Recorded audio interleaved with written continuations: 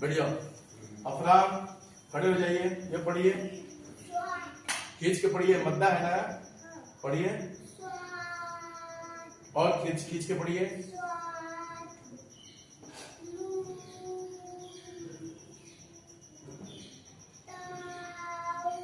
और पॉफ निकालिए, पढ़िए पॉफ। ये कौन हरफ है? सीन से पहले कौन हरफ है?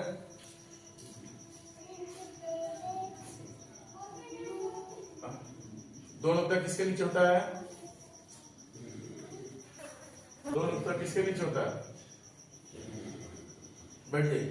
दो नुक्ता किसके ऊपर? फहद खड़े हो जाए बेटा। दो नुक्ता किसके नीचे है? पढ़िए इसको, पढ़ो पूरा।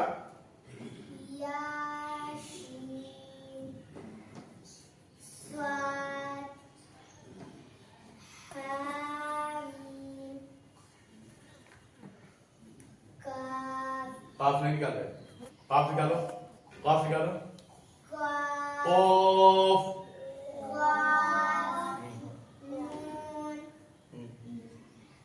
चलो आमिर खड़े जाओ। यहां पर क्या होगा आमिर? गुन्ना होगा। क्यों गुन्ना होगा? बैठ जाओ।